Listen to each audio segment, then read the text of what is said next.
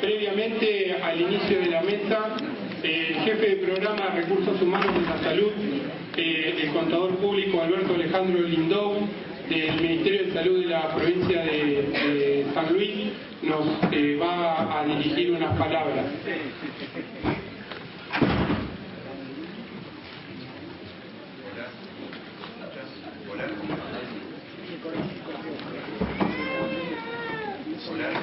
¿Escucha bien?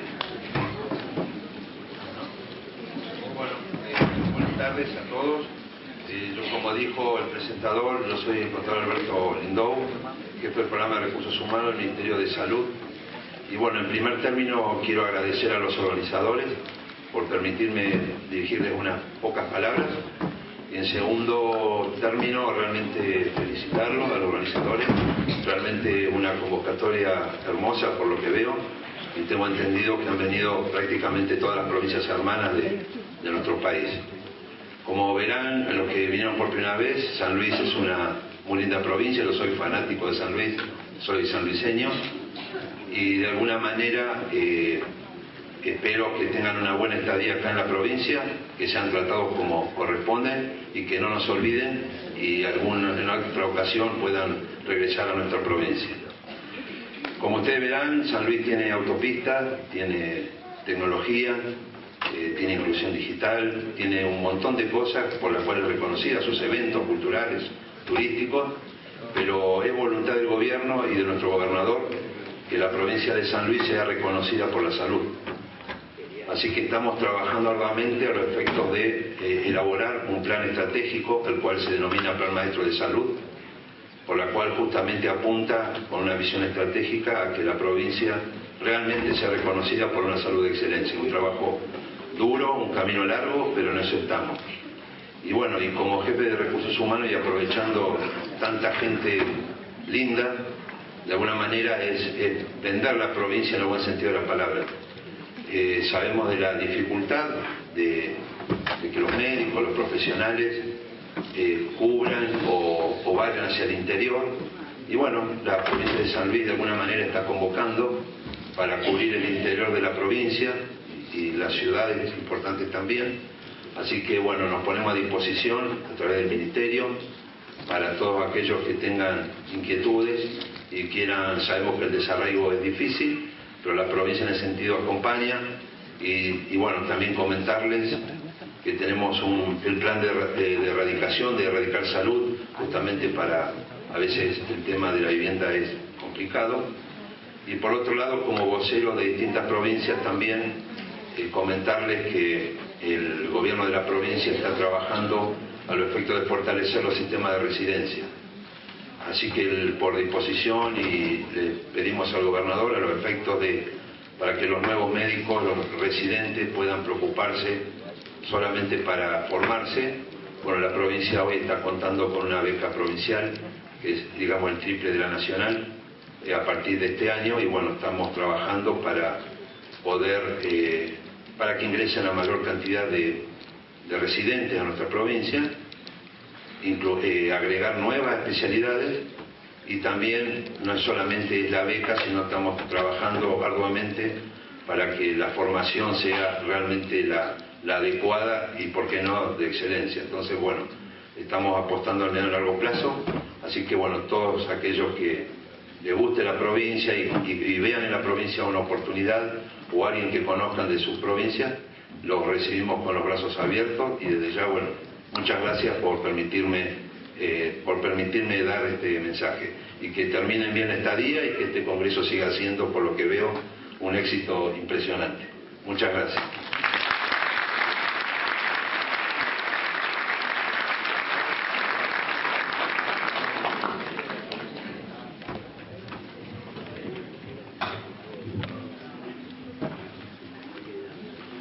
Bueno,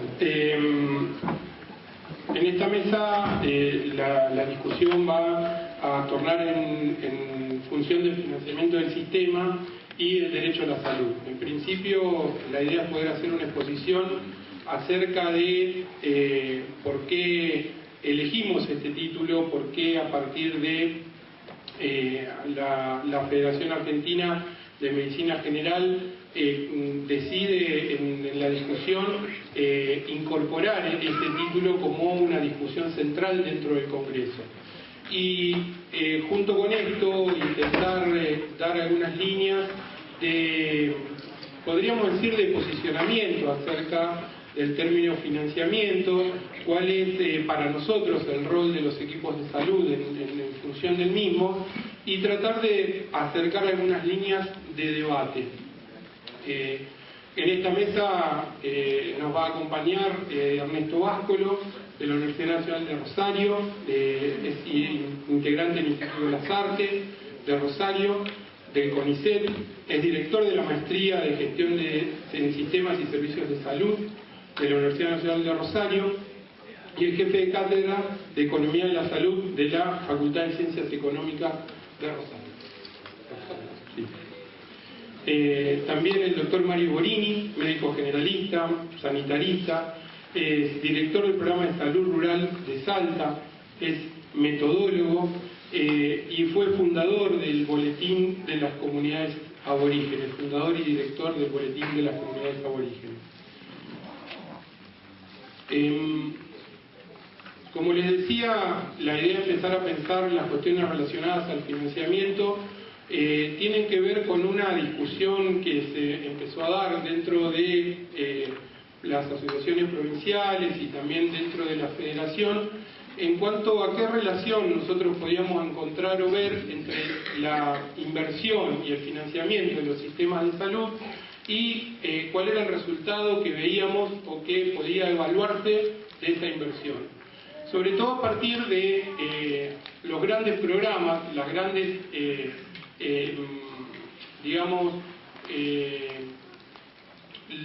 los modelos de intervención que se proponen desde el Ministerio de Salud de la Nación, con una serie de programas focalizados que tienen una inversión muy grande de dinero, en el cual cuando se hace la discusión en términos financieros, el Ministerio de Salud de la Nación suele, digamos, mencionar constantemente el flujo de dinero que se invierte para el nivel de atención.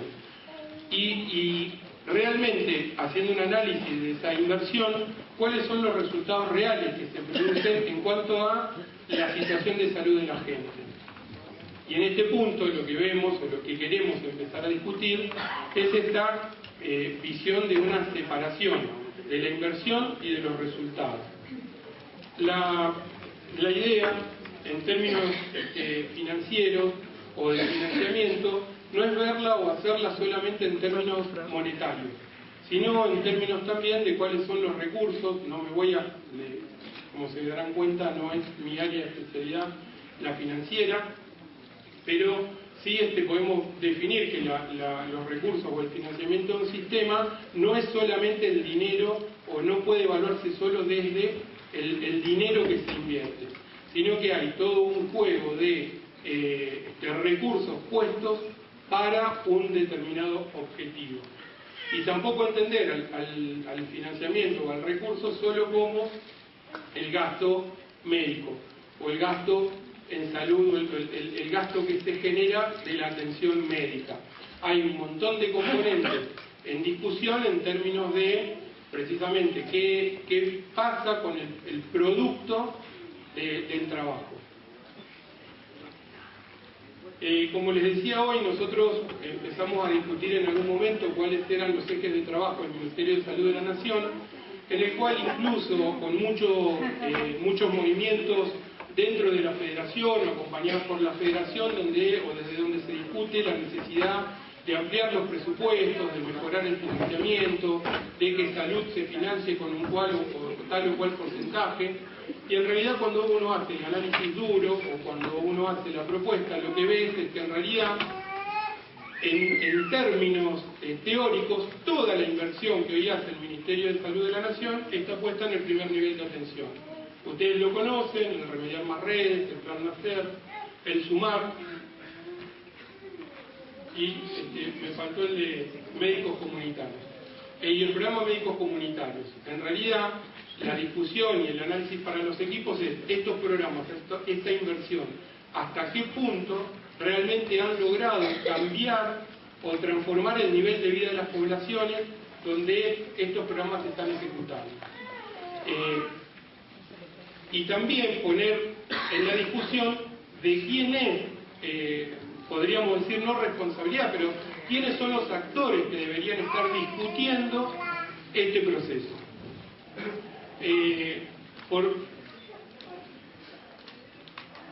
Hay una visión, y esto digo, no necesariamente compartida por todos, de que la única manera de discutir el financiamiento es discutir los presupuestos, es sentarse a pelear cuánto más del porcentaje del Producto Bruto va o no al área de salud.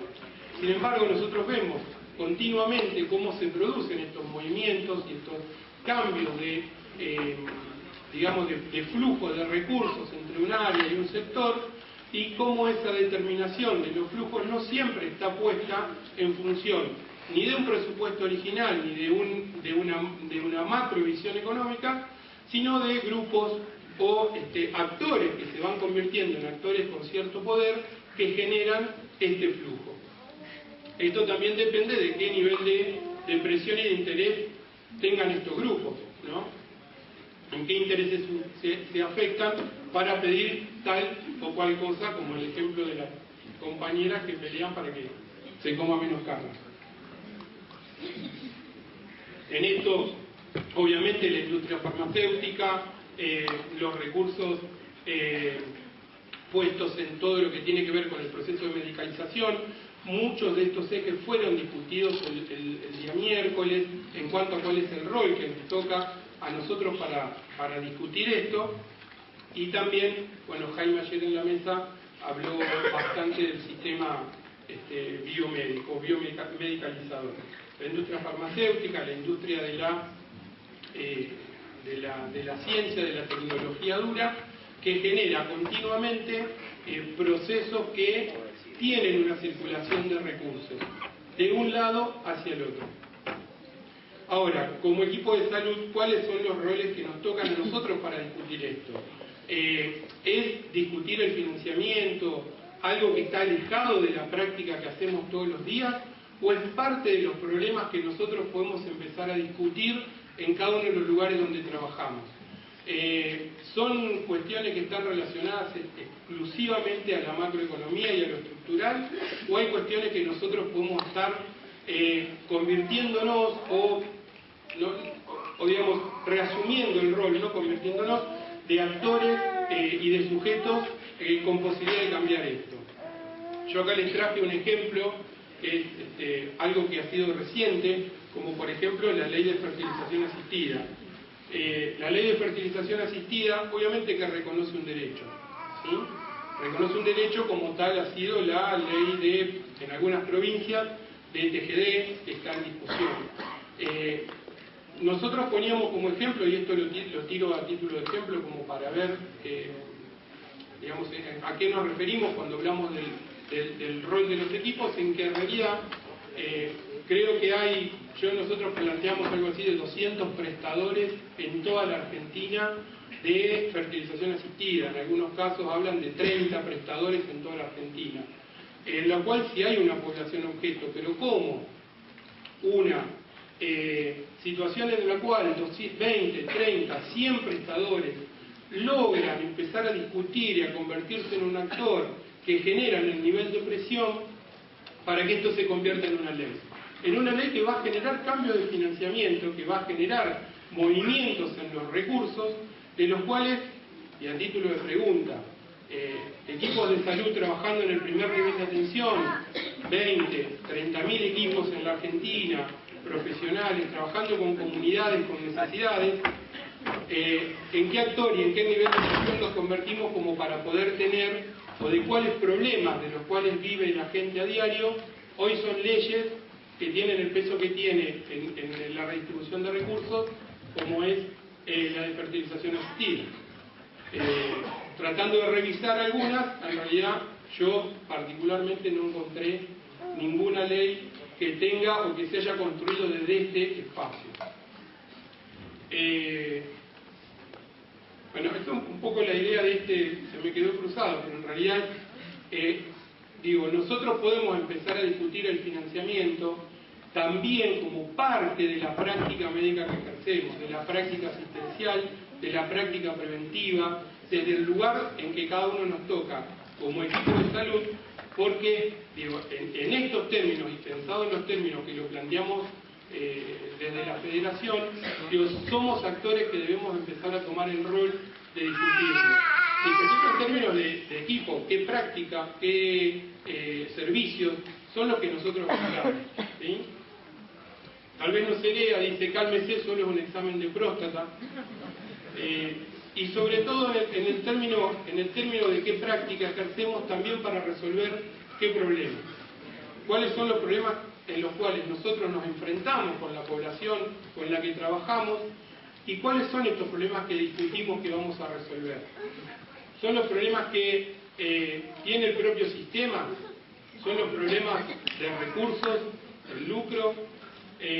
¿O son problemas a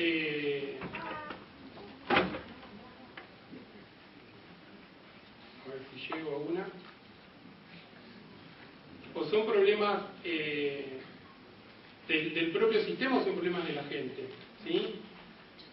Acá esto es una imagen muy interesante, es vieja, pero es de España. Lo que está escrito en máquina dice despáchese por pobre, por figurar en la lista de pobres, le entregan el medicamento. Si bien esto es de 1936, no encontré ejemplos más nuevos, pero hay en muchos lugares, ¿no? ¿Cuáles son en esta redistribución de recursos, de la discusión de lo que nosotros hacemos, resolviendo problemas reales? ¿Sí? ¿Cuál es la discusión que nos damos para ver cuáles son los problemas de la gente y cómo discutimos recursos para resolver esos problemas? Bueno, esta imagen vale más que el 70% del gasto en salud se condiciona en los pedidos de la firma de una orden. Y también en esto, en la cuestión de la discusión de los problemas, también está la discusión de las necesidades. ¿Desde qué lugar, desde qué modelo se evalúan las necesidades de la gente? ¿Sí? La necesidad de la comunicación y del iPad, ¿sí? O este gráfico que amplía las necesidades humanas con una viroma, ¿sí? Pero de los cuales nosotros nos seguimos encontrando con problemas o con situaciones de las cuales generamos como sistema. Esto es una cola que está sacada en una plaza pública de Córdoba de la gente haciendo cola para vacunarse contra la gripe A en el año 2013. ¿Sí? La plaza Jerónimo Cabrera de Córdoba. Colas hospitalarias, este es un hospital de Buenos Aires. Cuando nosotros organizamos, cuando nosotros discutimos recursos, ¿discutimos realmente la necesidad de un presupuesto mayor o deberíamos empezar a discutir otra cosa? ¿Sí? Insisto, ¿cuáles son las necesidades que los equipos de salud vamos construyendo y hacia dónde vamos volcando? Esto o el Día Mundial del Corazón, ¿sí? Esto o cómo salvamos nuestros riñones. No estoy planteando una dicotomía ni una cuestión estrictamente dialéctica, sino en términos de cómo muchas veces nosotros desde nuestro propio lugar vamos generando espacios de práctica que, sin ser necesariamente, y vuelvo a insistir en esto, generadores de presupuestos nacionales, condicionamos recursos.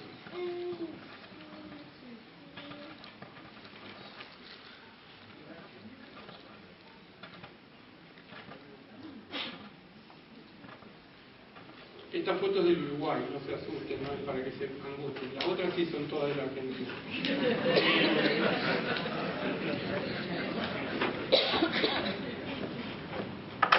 Yo les voy a tengo que salir de acá para mostrarles un pequeño spot que tiene que ver con la cuestión de producción de... Creo que se escucha. Esto está tomado, disculpen las personas que no son de Santa Fe, está tomado de Santa Fe.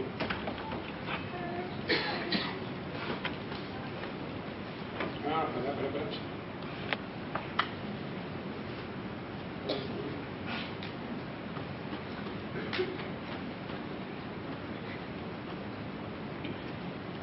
Está demostrado. El diagnóstico precoz salva la vida. Hágase hoy un chequeo integral no invasivo en solo 10 minutos. Total Body Scan. Tecnología de última generación. Ahora en Santa Fe. Bioimagen. San Martín 3351. Pueden copiar el teléfono. La obra social no lo cubre porque la obra social no cubre estrategias preventivas, y esto es considerado una estrategia preventiva y no una atención de salud. Digo, haciendo un mínimo resumen y volviendo al tema de lo que era la intención inicial. Nosotros creemos de la Federación Argentina de Medicina General de que empezar a discutir el tema del financiamiento es una necesidad, pero no es una necesidad sola en términos de reclamos de mayor inversión económica, sino que nos involucra a todos como actores en la necesidad de empezar a discutir procesos de trabajo. La discusión de los procesos de trabajo van siendo como un resumen a donde vamos a ir llegando desde las 3 mesas centrales. No solo el financiamiento, las políticas públicas, el financiamiento, la participación comunitaria, cuáles son los problemas que nosotros resolvemos todos los días cuando vamos a trabajar. ¿Son los problemas del propio sistema, generados por el propio sistema, o son los problemas reales de la gente?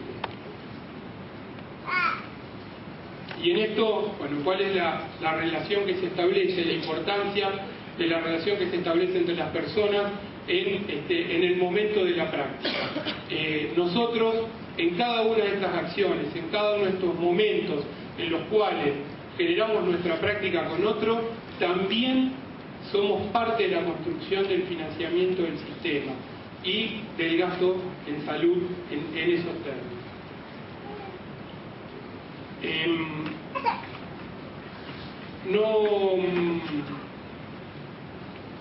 Vuelvo a insistir, la idea es no hacer desde la Federación un abanico técnico en términos de financiamiento estructural ni presupuestario, pero sí convocarlos y llamarlos a todos a reflexionar acerca de este tema y empezar a tomar en cada uno de los lugares una postura sobre lo mismo.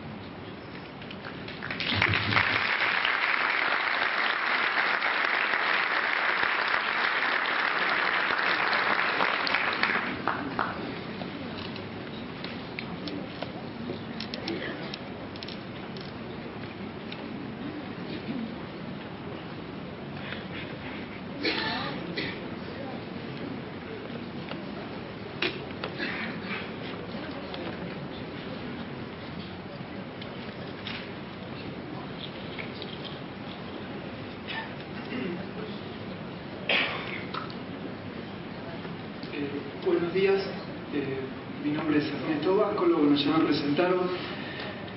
Si lo de Gonzalo era cuáles eran las premisas de lo que se suponía que había que desarrollar, creo que ustedes intuyen que es absolutamente imposible el desarrollo, ¿no? Por suerte, la última parte, él reconoce que eso va a ser desarrollado, creo que en este congreso y en muchos otros más. Lo que sí es que tuve una reunión previa con él y hay algunas premisas que son importantes que me parece que anclan o me ayudaron a construir algunas coordenadas de cuáles podrían llegar a ser temas no técnicos, pero que sean pertinentes para el interés de ustedes.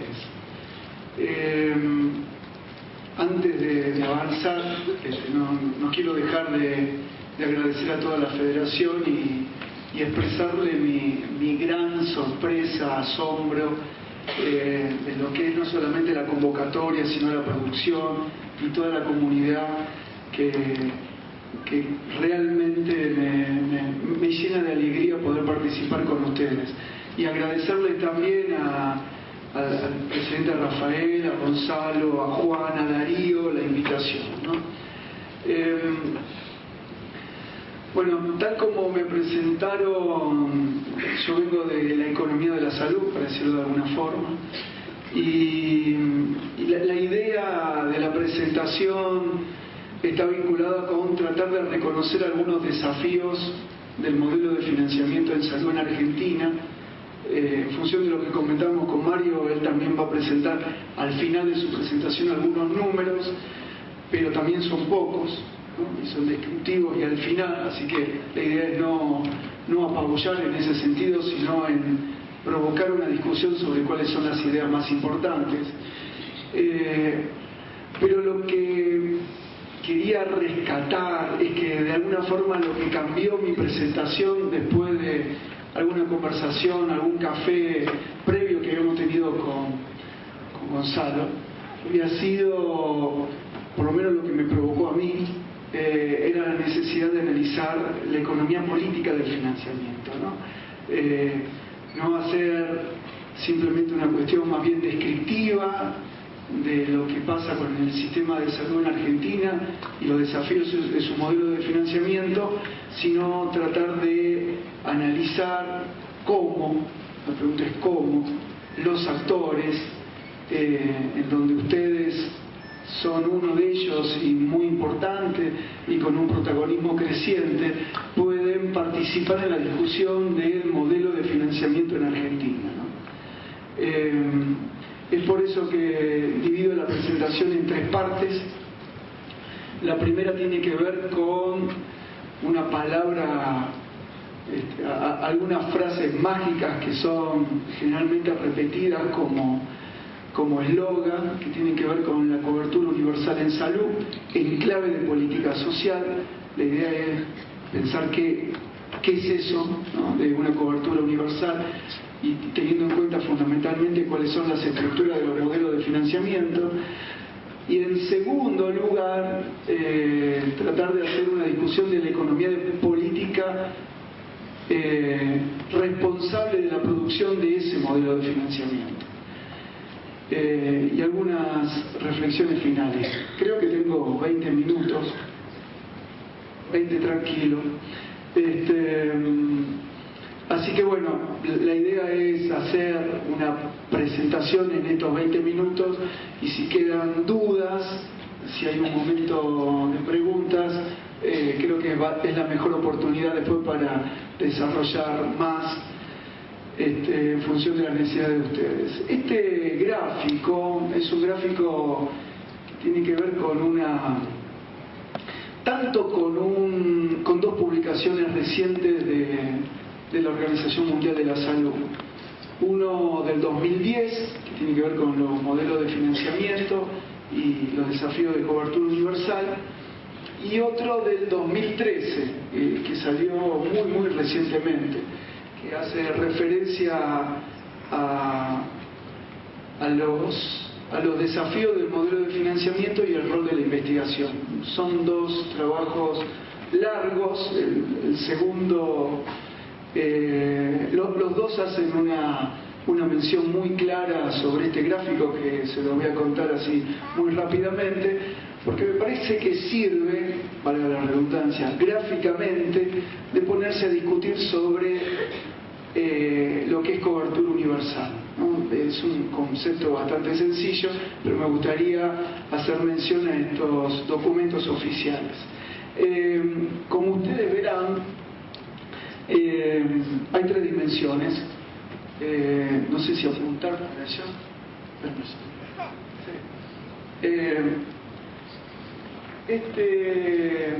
Esta es una noción en donde que quiero que sea un poquito crítica, pero que pone énfasis en que la cobertura universal sería algo así como extender el cuadrito que está en celeste y que vaya llenando la caja entera. La caja entera tiene tres dimensiones, que son la población, la participación que tienen los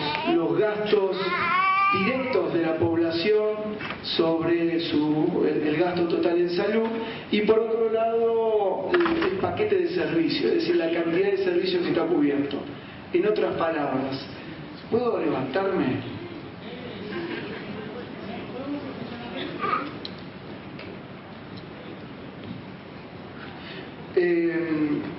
¿Cuál es la lógica? La lógica es que si uno en un sistema de salud va extendiendo lo que en una traducción española se llama como fondos mancomunados, que sería un sistema de cobertura que tiene alguna forma de aseguramiento, ya sea lo que nosotros llamamos sector público, a través de un presupuesto, o a través de un aseguramiento público, público-privado o incluso privado, ¿no? Esta lógica de la OMS supone que si uno va aumentando la cantidad de fondos mancomunados, que podrían ser nuestro sistema público, integrado verticalmente, como el de cualquier ministerio provincial o cualquier secretaría, las obras sociales o incluso alguna prepaga, porque tiene un modelo mancomunado, es decir, hay un sistema de aportes entre distintas personas en forma voluntaria y dan esa cobertura. A medida de que eso aumenta y se reduce el gasto directo de la población cuando consume los servicios, estamos mejorando de alguna forma la participación que tiene la cobertura de un sistema mancomunado sobre el sistema total. Obviamente, mientras más población, mientras más gasto mancomunado y mientras aumenta el paquete de servicios que está cubierto por este sistema mancomunado, el sistema tiende a ser universal, ¿no? Es por eso que en muchos organismos internacionales, cuando uno ve indicadores, uno podría encontrar el caso de Argentina, por ejemplo, un país que tiende a tener una cobertura universal, ¿no? Esto que quise explicitar el cuadro porque es lindo, muy prolijo, y además porque tiene que ver con las últimas publicaciones de la OMS referidas a cobertura universal, un eslogan que nos atrae a todos. Cuando uno ahonda sobre la caracterización de esos sistemas que pretenden ser de cobertura universal, nos damos cuenta que soslaya gran parte de la fragmentación y segmentación de los sistemas de salud que tenemos en América Latina. Tanto ayer como hoy, en muchas presentaciones, se habló fundamentalmente de digo ayer porque tanto en las presentaciones centrales como incluso en parte de las palabras de Mario Testa, es cuando nosotros reconocemos que nuestro sistema de salud, una de las características que tiene, digo, el de Argentina y gran parte de América Latina, no quiero redundar tanto, pero una de las regiones más desiguales, la región más desigual del mundo, sistema de salud segmentado que, más que mitigar los problemas de desigualdad que genera el sistema económico, el sistema capitalista, que produce desigualdad en cuanto a distintas poblaciones con distinta inserción en el mercado de trabajo, ¿no? Con distintas clases sociales, con la categoría que uno las considere, en vez de mitigar esas diferencias, las reproduce, las sostiene en el tiempo, ¿no? Un sistema que no distinga en cuanto a las características de los fondos mancomunados y considerar que la sumatoria de fondos acumulados reduce la concepción del sistema universal, me parece que esconde una concepción del modelo de financiamiento que me parece que tiene por lo menos algunos riesgos importantes para concebir al sistema de salud como una política social. Es por eso que hay dos posibilidades muy simples de asumir el sistema de cobertura universal. universal, fundamentalmente cuando hablamos de modelo de financiamiento. Uno, cuando el sistema universal es la sumatoria de coberturas, es un poco, estoy haciendo referencia a las publicaciones recientes de la Organización Mundial de la Salud.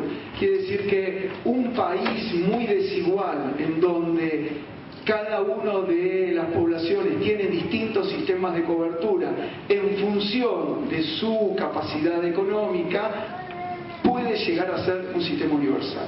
La otra, y que esto es la contradicción y que sería importante indagar y meterse en eso, es cuando conseguimos que un sistema es universal cuando está basado en las necesidades de salud. En muchos de estos documentos confunden, porque en parte a veces es concebido el sistema universal porque lo plantea en términos de propósito basado en las necesidades. Sin embargo, en otros momentos concibe el sistema universal porque va sumando coberturas diferentes dentro de la población. Sin embargo, las implicancias son sumamente diferentes, ¿no? Porque en este último caso, cuando uno reconoce que el sistema es universal basado en las necesidades, supone algo muy sencillo, que no hace falta incorporar números ni ser economista, es que el sistema de financiamiento debería disociar entre los actores, la población, los grupos sociales que aportan y los grupos sociales y los beneficiarios que reciben esos servicios de salud, ¿no? No sé si quedó claro. Cuando hay para mí uno de los mejores economistas de la salud, que es Robert Evans, que es canadiense, no sé si ustedes lo conocen, hay varios libros interesantes, pero esta concepción de imaginar las cuentas en salud en términos de cuáles son los actores que están detrás del sistema, ¿no? Quiénes son los que aportan, quién es el pagado, de alguna forma es quiénes son los que reciben los recursos correspondiente al gasto de salud, ustedes en parte, ¿no? Tanto los médicos como la industria farmacéutica, y quienes son beneficiarios del sistema, es quien recibe el acceso a los servicios de salud, beneficiario en términos de eso. Esto, hay trabajos muy interesantes de Robert Evans, pero que hace mención fundamentalmente a los debates de los problemas del desmantelamiento de los sistemas universales de salud en países del norte, ¿no? Dominante, Europa, uno de los casos, Canadá es otro, en donde muchas veces uno compra la imagen de que son sistemas robustos, sin embargo al interior hay terribles problemas de economía política en cuanto a cómo juega cada uno de los actores en el desmantelamiento de esos sistemas universales. Ahora, si partimos nosotros del supuesto de que concebimos a los sistemas universales a partir de la segunda definición, es decir, a partir de que da acceso a los servicios de salud en función de la necesidad de la población y no en función de su capacidad económica, si trabaja en el sector formal o no, si trabaja en el sector formal en cuál rama productiva, si tiene posibilidad, como en el caso de Argentina, de pagar recursos extra para tener una cobertura diferencial, etcétera. Si no es posible ninguna de estas alternativas en cuanto a cobertura, el sistema debería estar garantizando que no solo el acceso esté vinculado con las necesidades, sino que cualquier sistema de priorización priorice, en cuanto a que los recursos a veces no van a alcanzar, cualquier posibilidad de priorizar, priorice en función de las prioridades de las necesidades de la población y que no se adelante en la cola alguien con capacidad económica para poder acceder a esos recursos adicionales. Esto se llama, en términos económicos, capacidad redistributiva, es decir, la posibilidad de que el sistema de salud sea pensado en términos de clave social, es decir, la posibilidad de mitigar, modificar la lógica de desigualdades que se produce a través del mercado en sociedades capitalistas y que disminuya esas desigualdades. Quiere decir que tiene que tener el sistema capacidad redistributiva, esto es, ricos a pobres, sanos, enfermos, jóvenes a viejos, ¿no? Es decir, tiene que haber en los mecanismos de financiamiento la posibilidad de tener capacidad redistributiva. En el caso de América Latina, los rasgos más importantes o factores que uno podría estar considerando que son limitantes para conseguir sistemas universales basados en las necesidades, están referidos en primer lugar con la baja presión tributaria, ¿no? Aunque en el caso de Argentina en particular, en los últimos 10 años hubo un aumento de la presión tributaria que se acerca a las características que tenía Brasil, la región en su conjunto tiene niveles que son muy por debajo de los que tienen los países europeos o Canadá. Al interior de qué es lo que estamos financiando no es materia, lamentablemente, de conversación en esta presentación, porque uno podría decir que este gasto que en la década del 30 del siglo pasado era por debajo del 1% del PBI, en el 70 estaba en el 6%, en finales de los 80 superaba el 8 o el 9%, hoy Estados Unidos está en el 16% y en términos generales estamos hablando de cerca del 10% del PBI, es decir que preguntarnos qué es lo que estamos financiando es una gran cuestión, ¿no? Pero que tiene que ver con el complejo productivo en salud, tiene que ver con cuál es la producción de servicios de salud que estamos financiando. Pero más allá de esto, el sistema que hoy está instalado, en el cual ustedes participan, uno de los elementos clave es que la capacidad tributaria, es decir, la capacidad de recursos que el Estado recolecta para garantizar proveer esos servicios de salud no alcanza para toda la población. Ya les voy a explicar algo más sobre todo eso. El otro elemento tiene que ver con la descentralización del financiamiento de estados subnacionales. En las últimas 3 décadas, América Latina y fundamentalmente los países que tienen una estructura federal, Argentina, Brasil, México, Colombia, han avanzado en la delegación a los estados subnacionales, provincias o municipios, la responsabilidad de financiar. Ya veremos cómo esto también limita la capacidad de generar redistribución de recursos dentro del sistema. El otro elemento, y que me parece que es uno de los que tiene muchísimas implicancias cuando hablamos de la problemática de la fragmentación de los sistemas de salud en Argentina, también en América Latina, pero en Argentina, es la segmentación del financiamiento y la intensa y cada vez más innovadora formas de relación público-privada que existen en las distintas funciones del financiamiento. ¿Cómo voy con los tiempos, Gonzalo? ¿Bien? Bueno, las causas y los indicadores, esto quise ponerlo porque algunos muy pocos de ustedes participaron en una charla previa que tenía que ver con el observatorio y donde todo esto tiene que ver con una de las dimensiones que estamos discutiendo para toda América Latina y que se refiere a poder comparar entre los países y al interior de los países en las distintas regiones la capacidad redistributiva que tiene el Estado para garantizar cobertura universal. Acá podríamos estar viendo esto en cuanto a la baja presión tributaria y la inequidad, la regresividad que tiene nuestro sistema impositivo, la descentralización y la segmentación. Acá hago mención a ciertos indicadores que van a poder ver en gran parte de los reportes del Observatorio Iberoamericano de Política de Salud.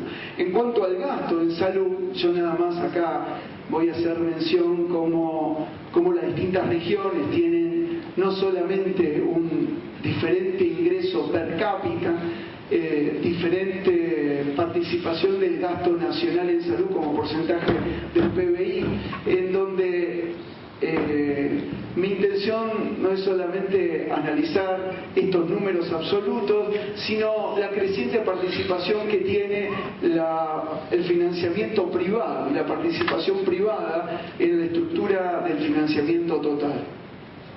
Muchas veces cuando queremos hacer una mirada bastante sintética, hacemos referencia al gasto público en salud.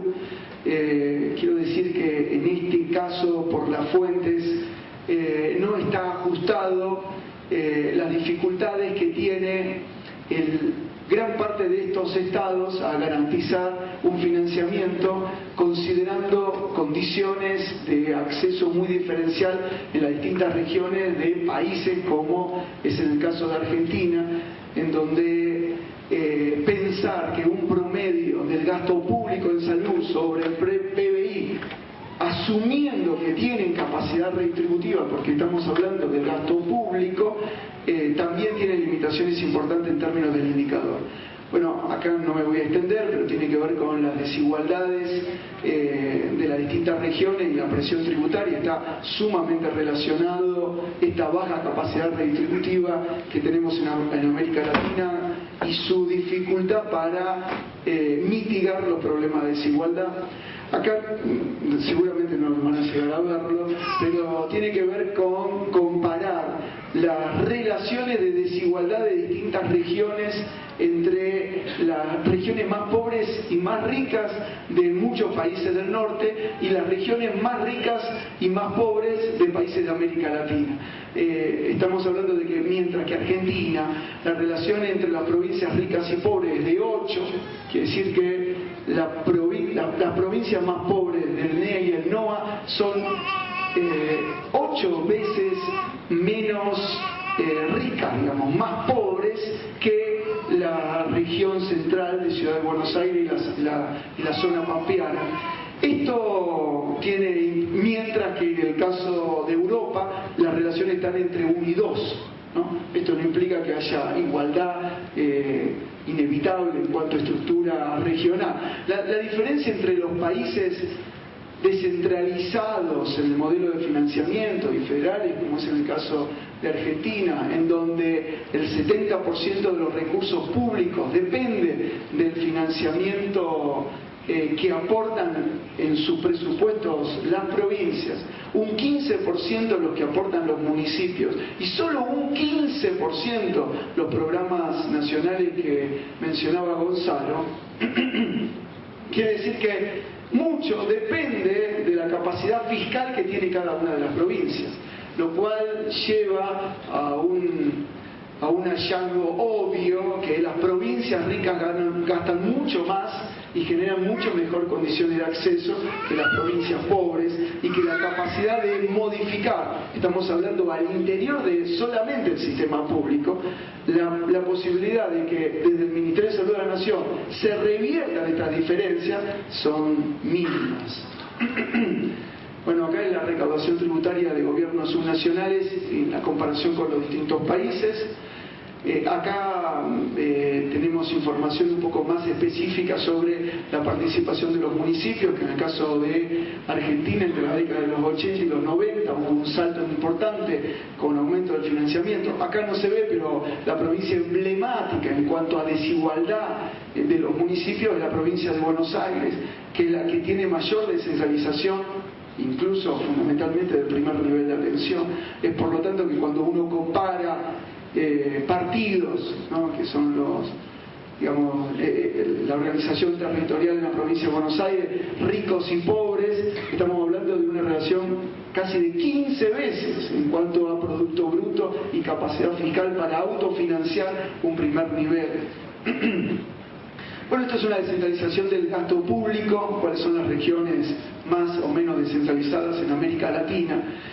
Acá nos metemos un poquito en la segmentación. Voy un poco más rápido porque no vamos a hacer tiempo y después viene el gobernador. Y que tiene que... lo tomo de un trabajo hecho por Cárcel Trángulo y que me parece muy interesante porque ayuda a comprender el peso que tienen las contribuciones y la presión tributaria, pero también cómo distintos países de América Latina tienen una distinta participación del sistema público y del sistema de seguridad social. En muchos de estos países uno podría, en caso de concebir un sistema universal como la sumatoria de ambos, en pocos países, en realidad estamos hablando de Cuba, es el único que tiene capacidad redistributiva de todo el gasto en salud. En muchos de todos estos hay solamente la sumatoria de lo que es seguridad social y público. Habría que sumarle la participación del gasto privado. En el caso de Argentina, creo que Mario va a tener alguna información sobre eso, yo no la puse, pero representa, como es el caso de gran parte de toda América Latina, el gasto privado es prácticamente el 50% del financiamiento. Ahora, lo importante es meternos dentro del mix público-privado, y sobre esto quiero hacer me voy a detener aunque sea unos minutitos.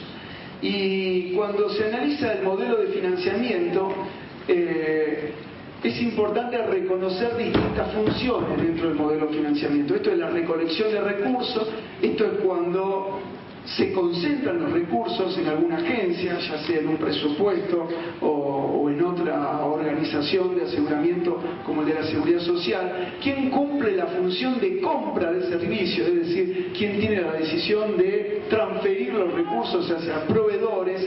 Y la función de la provisión de los servicios.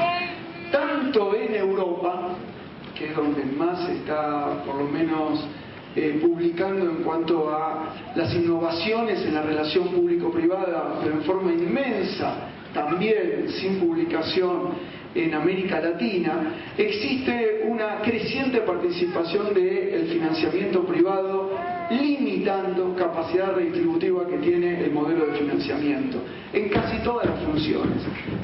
Por el escaso tiempo voy a hacer algunas menciones.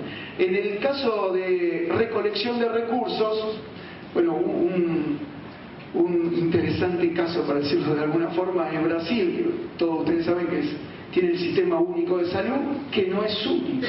No sé si ustedes lo sabían. ¿Por qué? Porque las empresas pueden darle cobertura a los trabajadores, algo así como en los inicios de las luchas gremiales de Argentina en cuanto al desarrollo de las obras sociales y programas de actividad. Esto tiene muchísimo, obviamente, también desarrollo y emula mucho del aseguramiento privado de Estados Unidos. Puede dar cobertura adicional, que se llama planes suplementarios, a sus trabajadores, pero eso le permite eximir esos recursos en cuanto a pago de impuestos.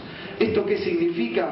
Que la contribución deja de ser obligatoria en gran parte de la estructura productiva, pudiendo darle cobertura específica sin capacidad redistributiva a su propia población.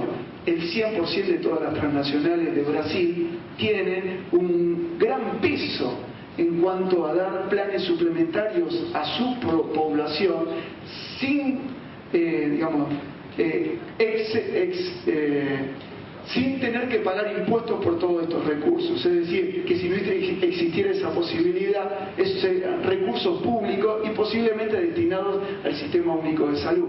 Uno diría que es marginal, pero no es tan así, porque en el sur de Brasil, en el estado de São Paulo, representa el 60% de la población y el 70% de los recursos destinados a salud. Así que es uno puede extenderse en muchos de los países de América Latina. Me parece que es más paradigmático de lo que está pasando en esto, es en el caso de Brasil. En cuanto a aseguramiento, creo que nosotros, y me voy a tratar de usar ejemplos argentinos, 2 minutos, insuficientes. Es cuando analizamos lo que pasó con la desregulación de las obras sociales nacionales en Argentina. Eso fue un fenómeno de regulación de gran parte de la seguridad social en muchos otros países. Esto significa que cuando uno puede elegir en qué aseguradora destinar gran parte de sus recursos, de la población que está trabajando por lo menos dentro del sector privado formal, lo que está haciendo al llevarse gran parte de sus recursos es limitar la posibilidad de capacidad redistributiva entre ricos y pobres trabajadores sanos y enfermos, viejos y jóvenes que existían en el sistema de seguridad social previa a la desregulación. Es así que el 85% de la población que eligió pasarse a otras obras sociales son jóvenes ejecutivos de altos ingresos, ¿no? Con propensión a enfermarse baja. Algo parecido tiene que ver con la compra de los servicios. La compra de los servicios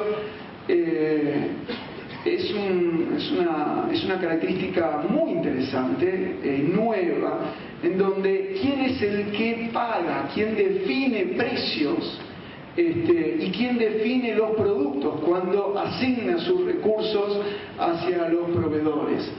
Nosotros tenemos una historia nefasta que la conocemos y simplemente cuando decimos las gerenciadoras, no sé si ustedes se acuerdan, en la década de los 90, fue mucha gente demasiado joven para recordar la década de los 90, pero todo lo que fue la desregulación, en donde las gerenciadoras asumían la función de las obras sociales y definían contratos locales y pudiendo establecer cuáles eran los prestadores que se incorporaban, teniendo la posibilidad de tener planes especiales si uno da una cobertura adicional, supone dos elementos importantes. Primero, definiendo con los proveedores cuál es la definición de las reglas de juego en cuanto a la apropiación de la renta dentro de cada uno de esos municipios o provincias o regiones. Y en segundo lugar, también limitando capacidades redistributivas para todo el sistema.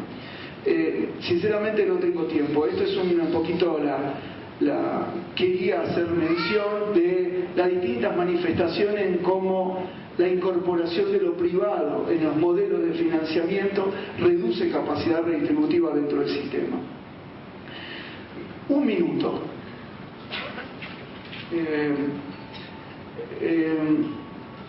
Si pensamos la economía política solo en términos de la forma más sencilla posible, ¿no? Considerando en primer lugar que los actores involucrados tienen intereses, valores y concepciones que se ponen en juego en cualquier estructura institucional. Lo primero, el más básico, es que el modelo de financiamiento no es una definición simplemente técnica, es una estructura institucional que es un resultado de un proceso social y político, ¿no? ¿Por qué? Porque define condiciones de derechos, de condiciones de acceso y apropiación de la renta dentro del sistema. Es decir, tratar de reconocer los actores que subyacen en cualquier influencia sobre el diseño del modelo de financiamiento es clave, y no solamente reconocerlos en términos de nombre y apellido, sino de reconocer cuáles son sus intereses, valores y concepciones que están definidas. La segunda premisa es que las estructuras institucionales son no solamente condiciones dadas que nos definen a nosotros, definen incentivos, definen valores, definen concepciones, cómo se distribuyen los recursos y también las condiciones de acceso, sino que los actores son productores de esas estructuras institucionales. Entonces, mi última pregunta es: ¿quién y cómo se suma capacidad redistributiva en un sistema de cobertura universal? Esto es una eterna discusión en América Latina, en muchos países en donde el proceso democrático y de articulación de intereses entre distintos actores puede llegar o no a lograr mejores capacidades redistributivas dentro del sistema. La descentralización y la municipalización, que en muchos casos, como fue gran parte de la historia de Brasil, muy interesante, genera oportunidades de empoderar actores, que los municipios sean sujetos sociales con capacidad de influir políticamente. Gran parte de la historia del movimiento sanitario brasilero se explica por los procesos de municipalización que hubo, pero al mismo tiempo eso generó aportes obligatorios de los municipios para garantizar condiciones de acceso que reduce, limita la capacidad redistributiva en la construcción de un sistema universal. La segmentación en distintas cajas de la seguridad social, creo que el caso de Argentina es sumamente interesante, en donde ha sido uno de los países en donde gran parte de las luchas de los trabajadores en la década del 40 y del 50 para generar coberturas de su propia población estuvo vinculado con la génesis de lo que fue la seguridad social. Esto que nosotros vimos en algunas décadas pasadas, hoy existe y están muy presentes incluso en un periodo de crecimiento económico. Es decir, que cuando el sector, incluso privado, formal, transnacionales, crece en muchos de los países de América Latina, me estoy refiriendo a la década pasada, han crecido fortaleciendo cajas de la seguridad social para esos trabajadores, pero no para aumentar capacidad retributiva dentro del sistema. Lo digo como una cuestión de sentencia, pero lo digo para mejorar nuestra capacidad de análisis de esos procesos. Es decir, que esos procesos que son sumamente interesantes en términos políticos, porque actores son sujetos de construir sus propios sistemas de mancomunamiento, digamos, ¿no?, de sistemas de cobertura para su población, en muchos casos después se transforman en limitantes para generar capacidades redistributivas entre distintas poblaciones. ¿Quién vota por mayor presión tributaria? ¿Quién define las reglas de juego en la puja distributiva al interior del sector? ¿Cómo tales reglas definen el proceso de producción de los servicios de salud? Esta última pregunta es porque me parece que una cuenta pendiente que tenemos es, y que me parece que Gonzalo lo planteó en su momento, y lo digo con toda sinceridad, es cuando analizamos la puja distributiva, la distribución de recursos de la renta dentro del sector salud como algo ajeno, paralelo, independiente a la discusión de qué es lo que estamos produciendo cuando producimos servicios de salud. Bueno, reflexiones finales: cómo los sujetos actores son productores de estructuras institucionales con capacidad redistributiva. Me parece que ese es uno de los desafíos importantes. Los intereses como atributo, los intereses. Cuando hemos hablado, he dicho, y muchos de ustedes han presentado bastante esto de caracterizar a sujetos sociales en términos de sus intereses, pero también de sus valores y concepciones.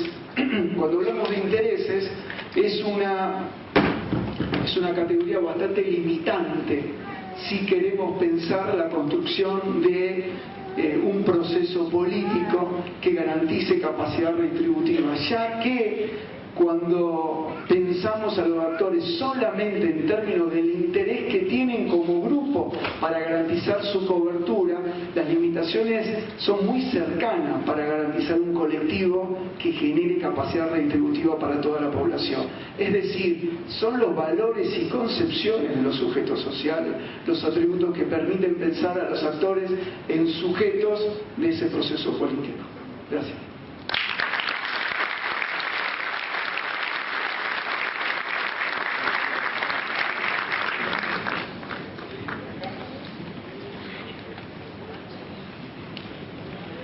Bueno, muchísimo gusto. Agradezco de una manera que va a ser lo más difícil de esta presentación, poderles decir cuánto agradezco que me hayan invitado a acompañarlos en este Congreso de Medicina General, de generalistas, de equipos de salud y de APS. No sé si es el más numeroso del país este Congreso, pero yo siento que es el que tiene más hambre de cambio, y esa es una distinción sustantiva. Lo que voy a comentar está extendido en una obrita que se les entregaba a todos, espero que lo hayan recibido, y si no, el que no lo tenga puede pedírselo después. Está colgado también de la página de APE Sociosanitario, que es, ustedes saben, el gremio de los trabajadores del Estado. Los trabajadores del Estado han decidido, a través de la gremial, editar opúsculos técnicos que no omitan la complejidad. O sea, si bien son cuadernos para trabajadores, se ha tratado con el lenguaje de que todo sea entendible. La premisa básica es de que se puede hablar de todas las complejidades, de todos los problemas, y cualquiera está en condiciones de entenderlo. Mi intención sería entonces que ahora yo les haga esta introducción y que ustedes estén súper calificados para manejar este tema como cualquiera, en cualquier momento, acerca de la salud y su financiamiento. La nota también está en Salud Extraoficial, que es un blog del Servicio Griego, ¿no? Seguimos con el siguiente. Hay una premisa del liberalismo que gobierna la economía desde hace bastante tiempo, que los recursos son escasos y las necesidades son infinitas. Tiene que ver en parte con Malthus, cuando pensaba que la población se reproducía de una manera que subía por el ascensor, mientras los recursos alimentarios subían por la escalera. El mundo demostró que esto es absolutamente falso, de que se ha creado un término que explica esta falsedad, que es la creación de suelo. O sea, el hombre, si bien la tierra es teóricamente inextensible, ha logrado mecanismos productivos que crean suelo, con lo cual la posibilidad de sostener que las necesidades son infinitas y los recursos son escasos se cae absolutamente. Las necesidades no son técnicamente infinitas, lo que puede ser infinito es el deseo, pero el Estado no tiene la necesidad ni la obligación de comprarle una Ferrari roja a cada uno de sus habitantes y ponérselo en la puerta. Entonces, cuando nosotros convengamos en que hay una discusión acerca del enfoque de derechos que debería acompañarse del enfoque de obligaciones, el enfoque de derechos no puede llegar a que el Estado se tiene que hacer cargo de todo lo que a uno se le ocurra en función del enfoque de derecho que esté vigente, sino que se puede reconocer el derecho y haga usted con ese derecho lo que quiera, pero el Estado no tiene por qué acompañarlo en la obtención de la Ferrari colorada. Entonces, las necesidades no son infinitas desde el punto de vista técnico. Lo que es infinita es la capacidad alternativa de manejar los recursos. Hay que invertir absolutamente esto, porque si no estamos a un paso de la exclusión social. O se van a quedar todos con algo y va a ser insuficiente, o se van a quedar algunos sin nada y vuelve a ser insuficiente. El financiamiento, ¿a qué se le llama progresividad y regresividad? Esto está en relación con el ingreso. Si yo pongo 3 pesos y mi ingreso es 2 pesos, he puesto más de lo que me ingresa. El financiamiento para mí es regresivo. Financiamiento es poner los recursos para hacer andar la economía. La economía son los recursos que están. Y lo que yo tengo que hacer para conseguir más sillas, que es la economía de esta sala, es el financiamiento. Son los recursos que tengo que generar. Pues bien, si yo pongo recursos por arriba de mi ingreso, el financiamiento es regresivo. Si yo después recibo del sistema una atención de salud que es menor que los recursos que yo puse, ahora ya no el financiamiento es regresivo, el destino de los fondos es regresivo. La Argentina tiene un financiamiento regresivo y un destino de los fondos regresivo. Habría que ver en qué lugar de la escala de los países se encuentra la Argentina, pero se encuentra seguro entre los países más regresivos del mundo. Externo o interno. Financiamiento externo e interno. Una duda y una cosa que uno lee todos los días. El externo era posible. Una vez que vino el default, la crisis del default produjo un aumento del riesgo país. Esto lo manejan los órganos internacionales de crédito. Entonces nos culparon, nos dijeron ustedes negociaron el default de esta manera, listo, el riesgo país se elevó. Con eso, la posibilidad de crédito externo se redujo ostensiblemente, salvo que asumieron pagar intereses estrafalarios. Pues bien, la otra posibilidad es adquirir crédito interno. Ya sabemos que zafamos, cuando no tenemos crédito externo, de verdaderos abismos que se llaman las condicionalidades. Yo te presto, pero vos me tenés que pagar, no solamente plata, me tenés que adquirir a mí la tecnología con el dinero que te voy a dar. Pero además te voy a direccionar el programa, te voy a decir lo que tenés que hacer y dónde y cuándo y con quién. Pero además te voy a evaluar yo. Y a lo mejor me tenés que evaluar a mí, no me tenés que evaluar, me tenés que pagar la evaluación a mí, porque a lo mejor te mando a la evaluadora internacional Andersen para que evalúe el programa y lo vas a tener que hacer con la plata que te acabo de prestar. La otra condicionalidad es que si llegás a descubrir algo, lo descubrí yo.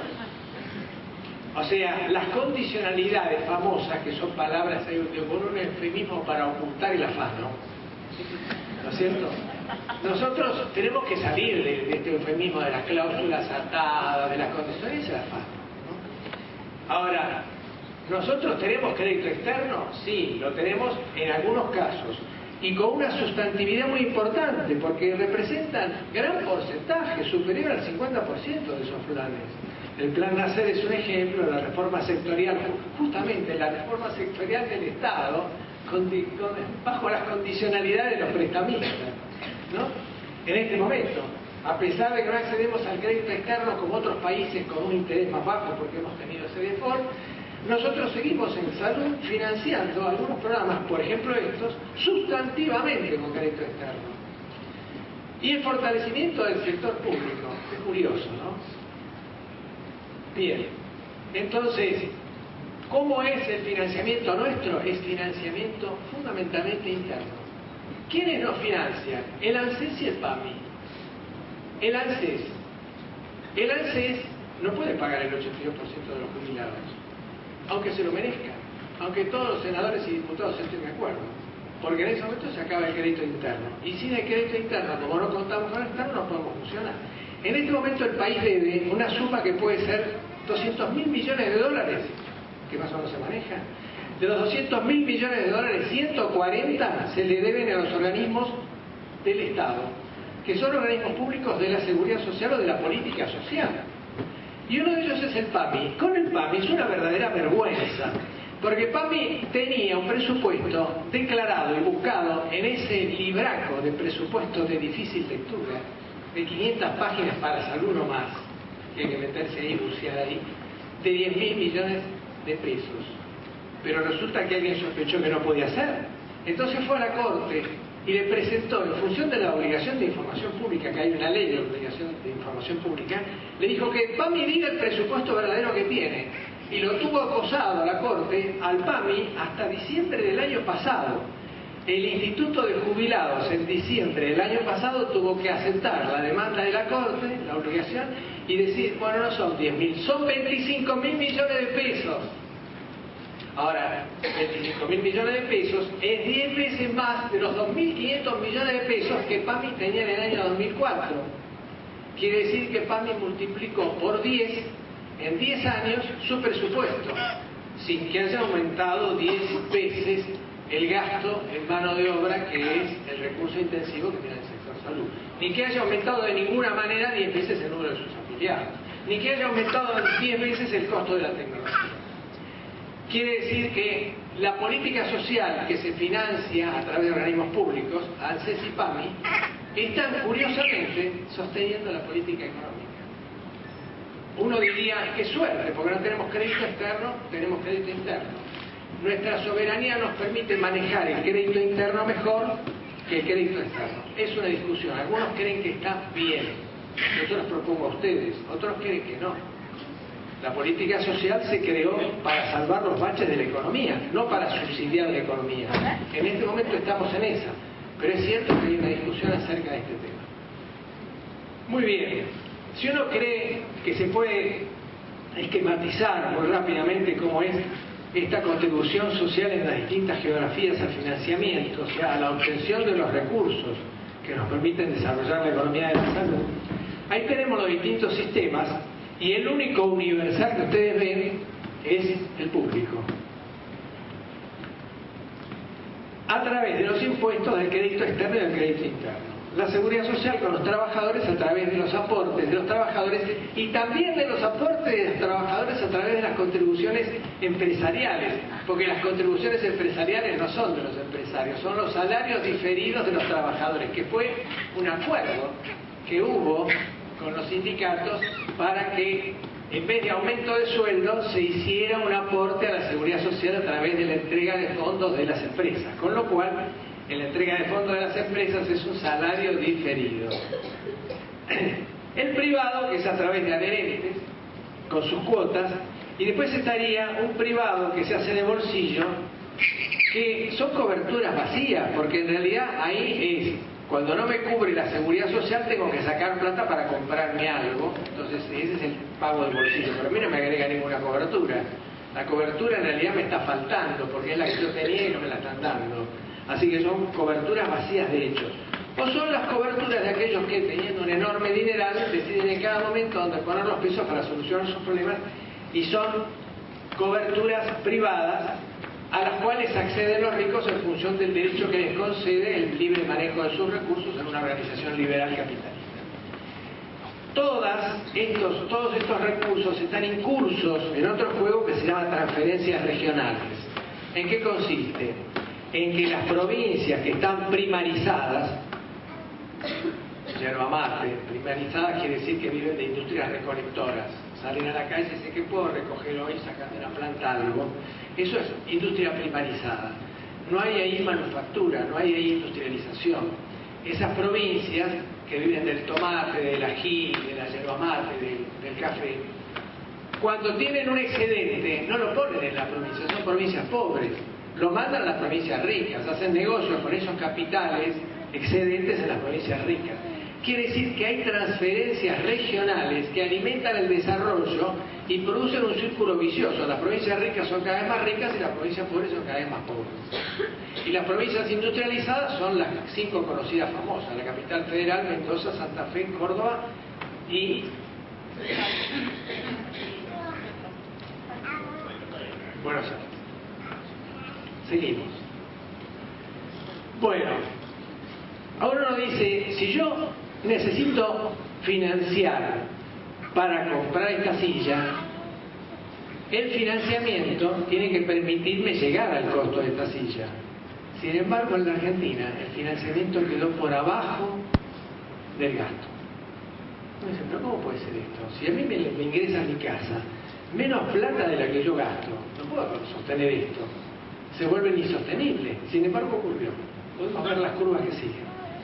La curva más coloradona, esa que tiene los rulos, es la curva del gasto. Y la curva más directa es la curva azul. Supongamos los 70, una medicina, una atención de la salud, trabajadores de la salud en una situación más artesanal. Había más financiamiento que gasto. El financiamiento permitía el tiempo de ocio, la capacitación, etcétera, etcétera. Todo lo que se necesita para, después de lo que uno gastó, tener un excedente que te permita un crecimiento, que en términos familiares individuales se llama ahorro y en términos empresarios se llama inversión. Ese excedente que queda. Muy bien, pasado el tiempo, se llega al 70 y se produce la explosión del complejo industrial. Yo no le digo médico industrial porque cada vez que uno dice médico pasa lo mismo que con el médico hegemónico. Resulta que es el médico el único del equipo de salud que es el hegemónico. Y ya Menéndez se cansó de explicar que cuando habla del complejo médico hegemónico es el complejo hegemónico de la salud, provocado por todos los profesionales de la salud que lamentablemente nos hemos comunicado una cabeza bastante similar.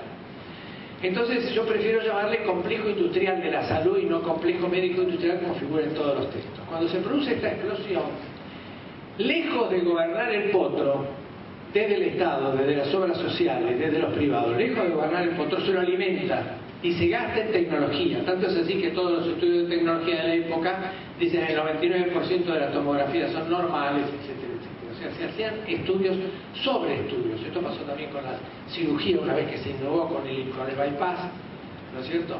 Hay una discusión famosa donde Argentina, teniendo el segundo lugar del mundo en bypass, no cambió el impacto en la enfermedad coronaria. Evidentemente se ha producido una sobreindicación donde los que estaban mal operados porque no lo necesitaban, con sus complicaciones y su muerte, compensaron a los bien operados que se beneficiaron de las operaciones y se consiguió efecto cero del impacto del bypass famosa discusión que hubo entre Cosio y Favaloro en su momento. Entonces quiere decir que hubo una explosión tecnológica. Entonces ahí el gasto aumenta, pero resulta que cuando aumenta no se puede sostener, se tiene que caer. Inmediatamente cuando se cae se produce lo que se llama cesación de pagos. ¿Qué pasaba con la cesación de pagos? Le decían a la gente, y bueno, miren, los efectores que están atendiendo nos trajeron un problema, cuando en realidad lo habían generado ellos. Y ahora que no les pagamos porque tenemos un problema de caja, van a tener que ir al hospital. Entonces la gente iba al hospital y el hospital hacía el aguante de todo el sistema. Pero no un hospital bien financiado, un hospital cada vez más desfinanciado. Le hacía el aguante todo el sistema. ¿Qué pasaba? La caja se volvía a llenar porque el financiamiento fluía, y cuando fluía no iba a pagar a los trabajadores de la salud, iba a las mesas de dinero. En las mesas de dinero se multiplicaba el dinero y después lograban pagar con cuentagotas, en medio de las presiones de los trabajadores, un dinero completamente devaluado. Y se produjo lo que aquí dice impuesto inflacionario, que lo pagábamos todos, porque también lo hacía el Estado. El Estado tenía una inflación de 3 dígitos, hubo meses del 100%, que pagaba con el mismo sueldo del mes anterior. Quiere decir que no lo había puesto en la mesa de dinero, simplemente se había apropiado de tu dinero devaluando. Quiere decir que todas las corporaciones de capital, privadas y públicas, la de los prepagos privados, la de la seguridad social y la del Estado, jugaban con el impuesto inflacionario. Caían en cesaciones de pago las empresas privadas y sobre todo la seguridad social, y el aguante lo hacía el hospital.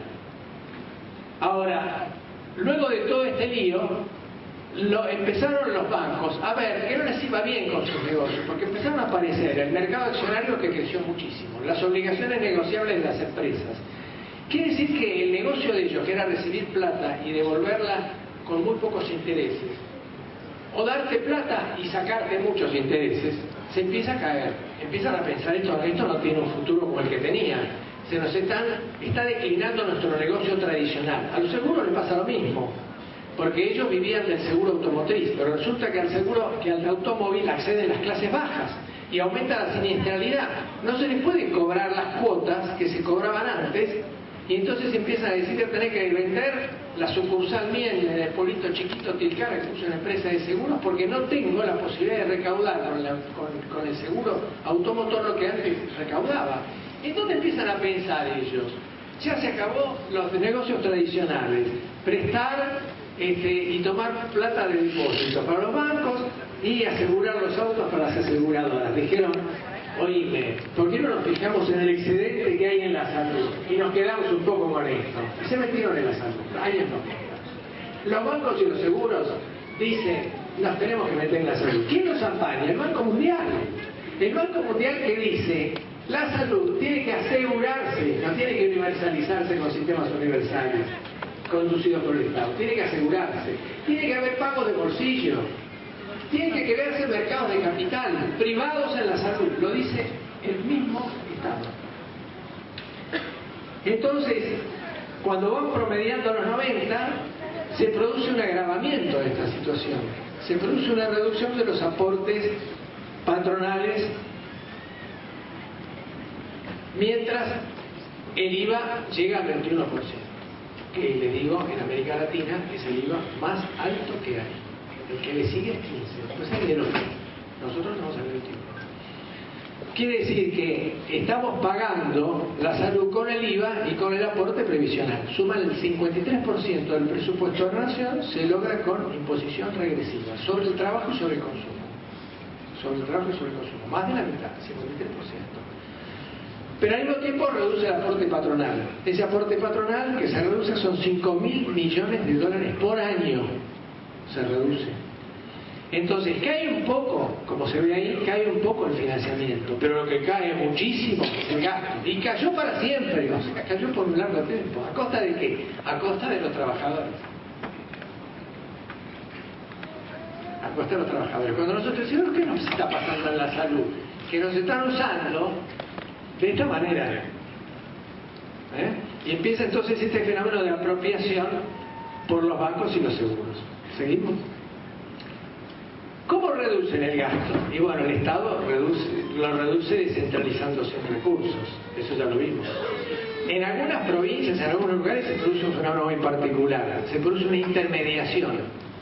O sea, el Estado vende sus servicios a través de una intermediaria. Esa intermediaria rasguña una parte del dinero que corresponde al Estado. Entonces se crea una nueva corrupción, porque antes la corrupción era público-privada, consistía en que el Estado compraba a precios que no eran los reales, supongamos, ¿no es cierto? O a través de la obra pública, pagando lo que la obra pública no valía. Pero ahora no. Ahora en algunos lugares, como en la capital federal, existe una intermediaria que vende los servicios del Estado, pero no le paga a los hospitales luego de recibir esos fondos. ¿Se entiende? Está autorizada a quedarse con el 3,5% de los precios que cobra por la atención hospitalaria del Fernández, del Argerich, etc. Cuando lo vende a quién? Al PAMI, a OSECAC, a las obras sociales, al programa federal. Pero vos vas al hospital, al Fernández, y decís, ¿cuánto cobraron de lo que facturaron? La mitad. ¿Y por qué no facturaron todo? Y nos faltó la foto de algunos afiliados, entonces no pudimos. Hay un bicicleteo de los pagos y se quedan con el 25%. O sea que se ha creado una corrupción público-pública. Es una novedad. La seguridad social evidentemente tuvo un sobreingreso con el blanqueo totalmente merecido, porque esto significa el blanqueo del trabajo, lógico. Pero cuando se blanquea generalmente ingresan jóvenes sanos. Y adquiere criterio de gerenciamiento privado, porque la seguridad social tiene algunas obras sociales gerenciamiento con ideas privatistas. Tanto es así que crean los planes diferenciales. Se rigen por el modelo MBA, que rige en todo Estados Unidos, que se llama Management Business Administration, o sea, administrar como un negocio. La seguridad social administra como un negocio. Yo digo, al Estado también lo tiene que administrar con el MBA. Los privados siempre con el MBA, pero la seguridad social no debería. Y al Estado, yo cruzo los dedos, pienso que de ninguna manera a nadie en el Estado se le ocurriría administrar con las ideas del Management Business Administration. Y los prepagos privados instalan esto de la atención general y la selección adversa. La selección adversa es elegir al que más les conviene porque menos va a gastar. Y va tratando de sacarse de encima los problemas con los que van a gastar. El abracadabra es muy fácil de todo esto. Es un acto así que parece difícil de ver, pero es atender menos y pagar menos salarios. Es una cosa pero tan fácil de ver, ¿no? Si seguimos. Bueno, esto lo habíamos visto ya. Seguimos, por favor. Si se contrae deuda interna con los organismos públicos porque están reemplazando la deuda externa y se paga en buena hora, ¿cuál es el problema? Que no se pague. No lo sabemos. Ese es otro problema que se agrega a la discusión. La coparticipación. La coparticipación es una bisagra fundamental para entender la injusticia entre las regiones y entre las jurisdicciones. Hasta 1934, cada jurisdicción y nación recaudaban por sí. En esto les digo, no hay desacuerdo, ¿eh? Todos los que escriben sobre política impositiva están de acuerdo en esto, ¿eh? De cualquier escuela que vengan, con cualquier enfoque que lo hagan. Luego se estableció el régimen de coparticipación federal, pero en 1991 se produjo un cambio coercitivo. ¿Cuál fue el argumento que se usó? Puede quebrar la nación. Con el puede quebrar la nación, se le concedió a la nación que se quedara con una parte grosa de lo que se coparticipaba. Coparticipar quiere decir compartir los impuestos, bueno, ahora se comparten menos. Eso lo dice, no cambió, se mantuvo. ¿Y cuáles son las cláusulas de esa no coparticipación justa? Que se transfieren servicios sin recursos, que se retiren fondos hasta que te los transfieran, pero sucedió la transferencia de los servicios, pero no sucedió la transferencia de los recursos en la medida correspondiente. Además, para reactivar la economía y no extraerla de la masa del pueblo y de la riqueza social, las provincias aceptaron algo que parecía transitorio: no recaudar impuestos jurisdiccionales, porque eso recaudaba la economía, reactivaba la economía, pero sí esos impuestos que fueron prohibidos a las provincias, y las provincias se aceptaron como un grado de contribución a salir de esa posibilidad de quiebra que salíamos de la hiperinflación. La nación después estableció impuestos. Después se hubo todos estos dos fenómenos diferentes, que son retenciones del 15% para financiación previsional y la retención de suma fija a distribuir. Seguimos. El gasto en salud. Si uno mira el gasto en salud en 2004, ve que era, por parte del Ministerio de Salud de la Nación, el 0,33% del Producto Bruto. Pero recién nosotros escuchamos que es el 10%.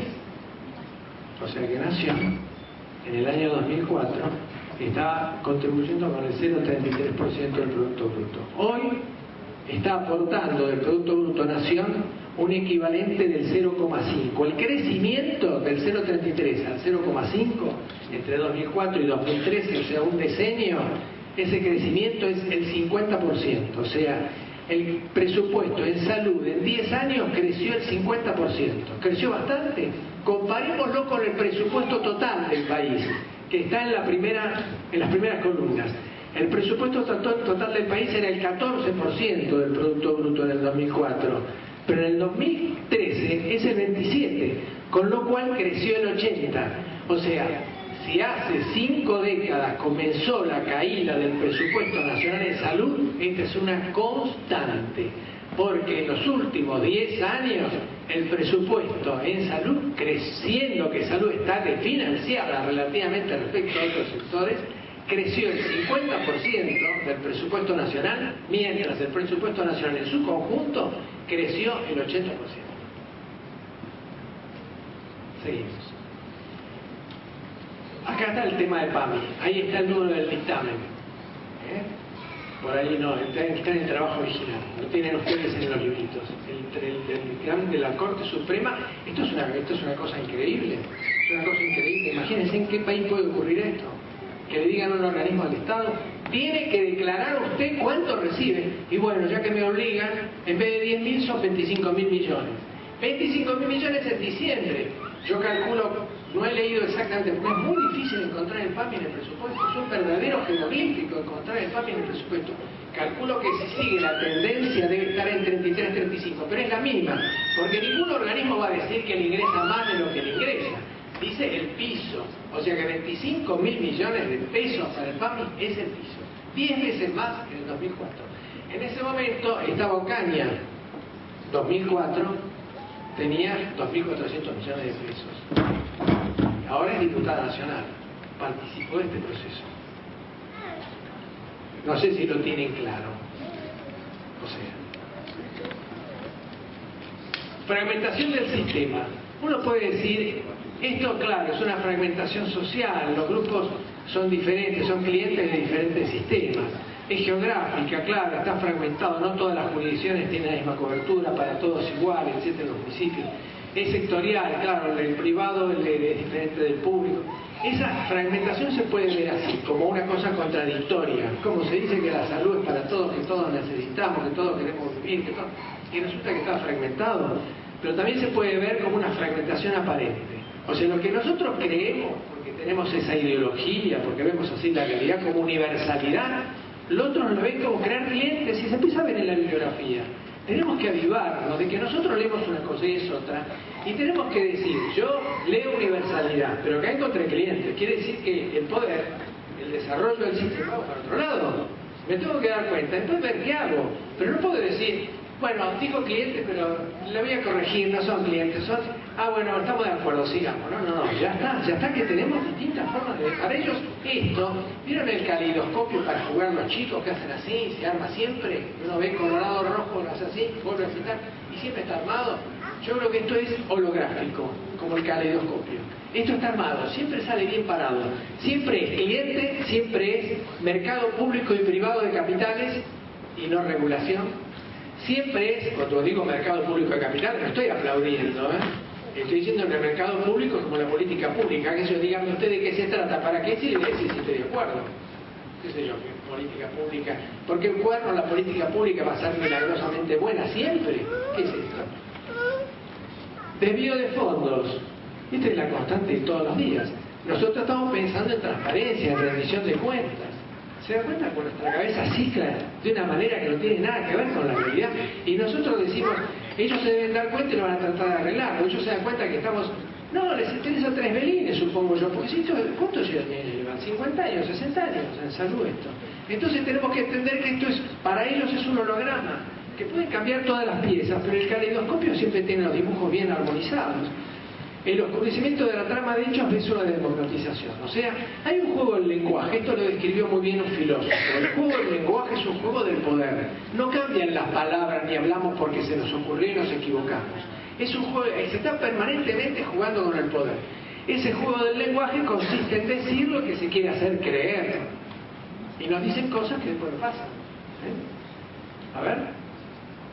¿Cuánto dinero hay para las diferentes poblaciones? Acá aparecería un cuadrito que lo voy a resumir porque me parece que por ahí ya estamos en tiempo y la información está muy sobrecargada, pero ustedes tienen entonces la oportunidad de leerlo después, figura en el librito.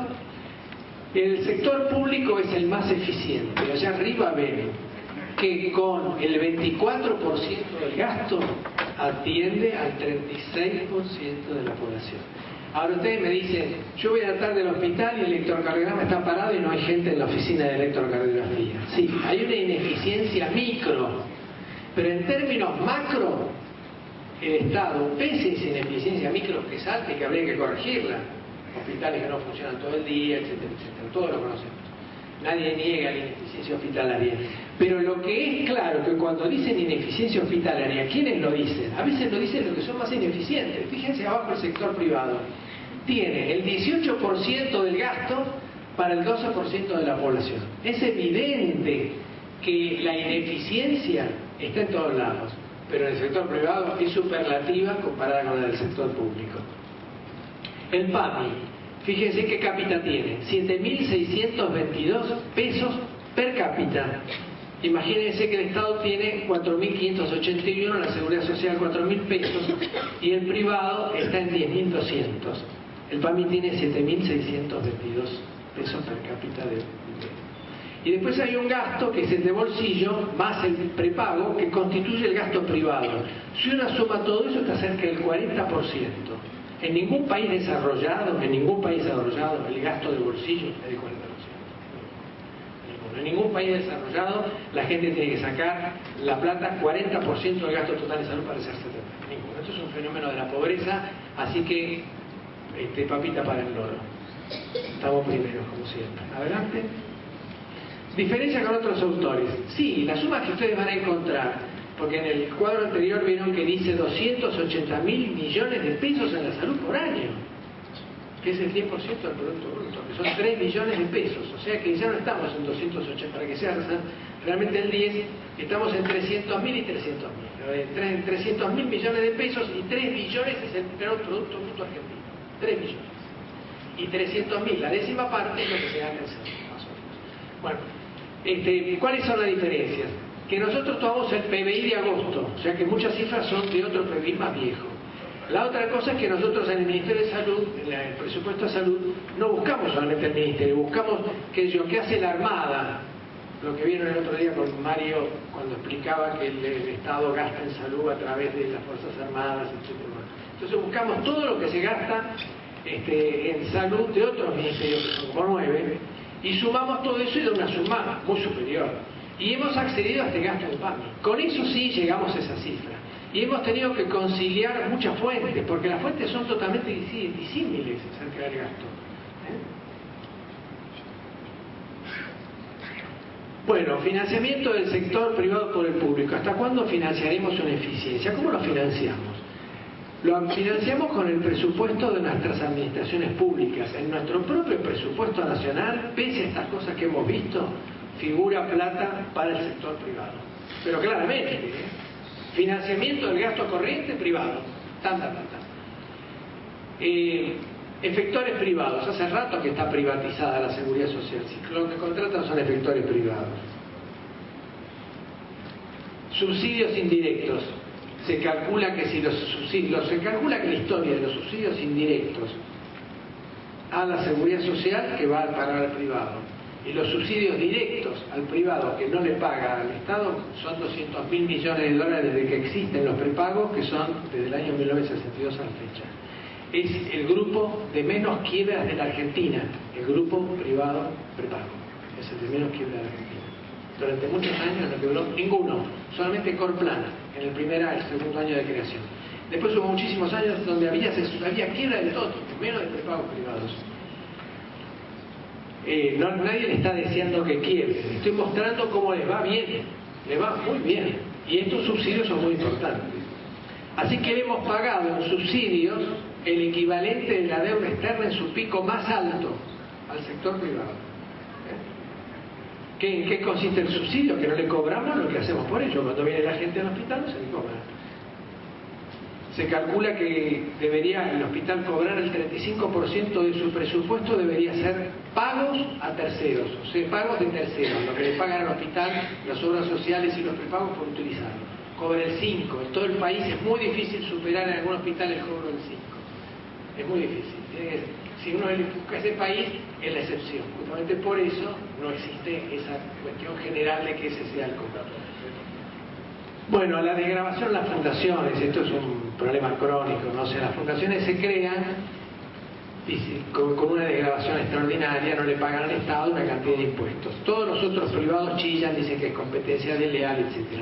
Las fundaciones están obligadas a devolverle al Estado la atención en forma gratuita. Un tipo de forma.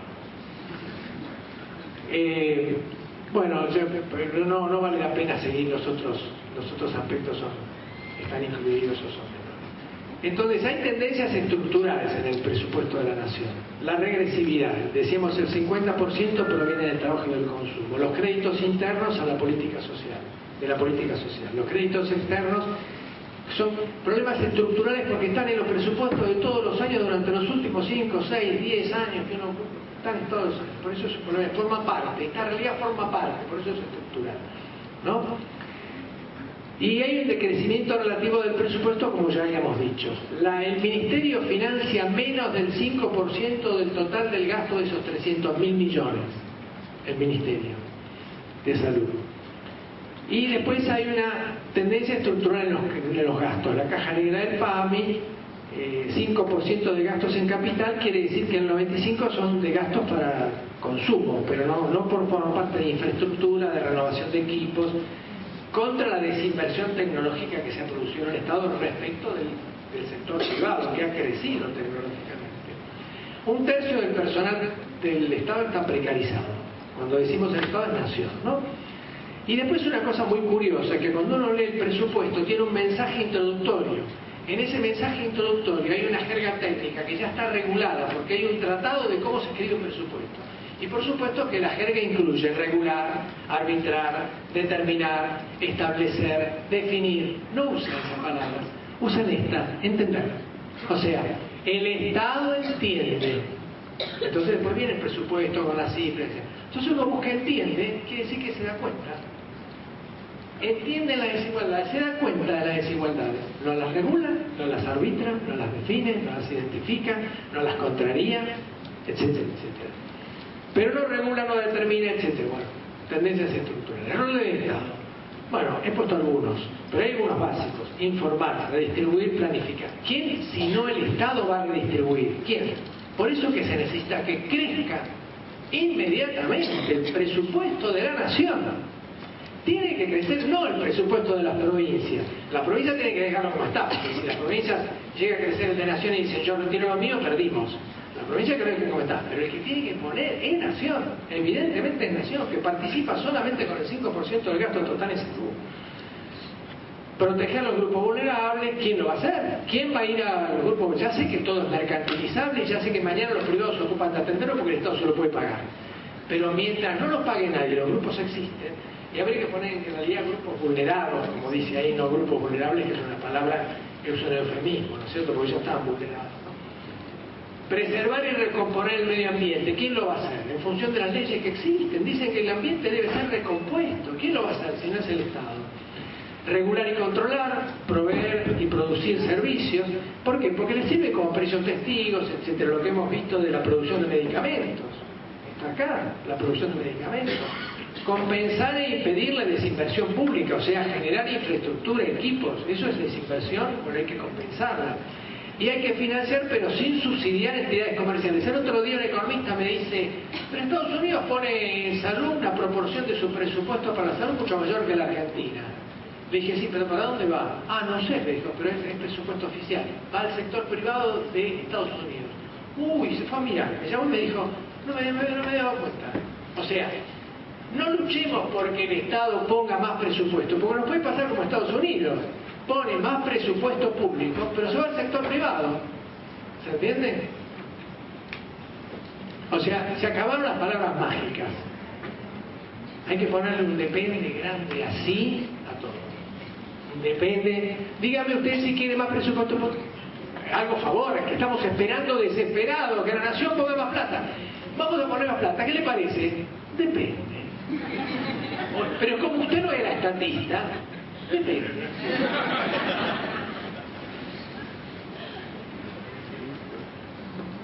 Listo, pasamos. ¿Cuál es el gasto adecuado de salud? Claro, si usted me dice cuál es el gasto adecuado de salud, pues voy a encontrar un montón de gente que me dice 10 pesos más, 10 pesos menos. El gasto adecuado de salud parece bastante obvio que depende de lo que haga el servicio de salud. Si el servicio de salud es extramural, si se trabaja en equipo, si se trabaja con las comunidades, si es más preventivo, si hay búsqueda activa de casos, todo eso cambia el gasto, absolutamente. Uno de los compañeros de ustedes lo dijo el otro día. Uno de los compañeros de ustedes, cuando se discutió esto, dijo, y depende de cómo sea el sistema de salud. Y el sistema de salud, ¿de qué depende? De los principios y valores que tengamos en la cabeza, la equidad, la distribución, ¿qué tenemos en la cabeza? ¿No? Entonces, como yo estuve en el programa de salud rural, puse un termómetro en el país. Vieron que hay un lugar para poner el termómetro en el aire, 2 o 3. Bueno, yo puse el termómetro en las comunidades aborígenes.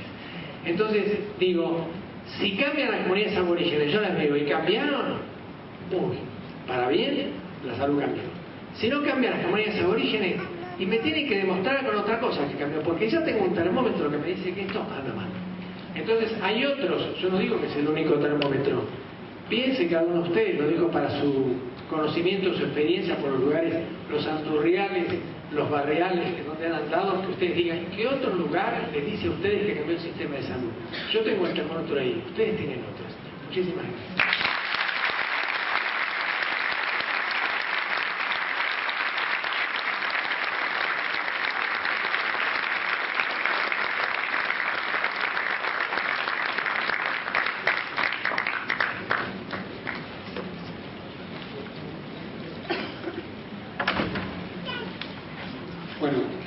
Contamos con la presencia del señor gobernador, del contador Foggi en el auditorio. Lo vamos a invitar a pasar a la mesa.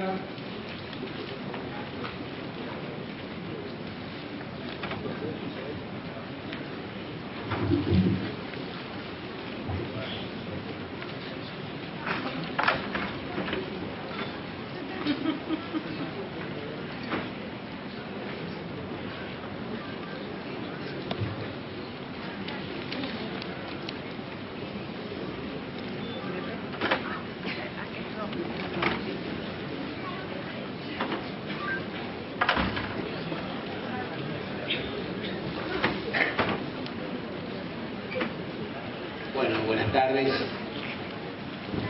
autoridades de la Federación Argentina, autoridades de la Asociación Local.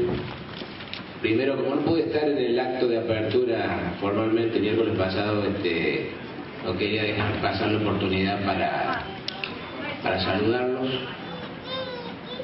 darles la bienvenida a las visitas a la provincia de San Luis. Agradecer a la Federación Argentina que haya decidido hacer aquí en San Luis este evento y felicitar también a los organizadores locales, a todos los profesionales, a todo el equipo de salud, a todos los auxiliares de la salud. En general, desde la provincia promovemos este tipo de eventos, congresos empresariales, profesionales, gremiales. Además de la temática propia de cada uno de ellos, queremos que conozcan la provincia también. Desarrollamos lo que se llama turismo de comprobación, que es una beta nueva turística, es decir, que quienes vienen comprueben lo que le han contado de San Luis, comprueben lo que le han contado de San Luis. Y nos va bien porque vuelven a pasear, a veranear.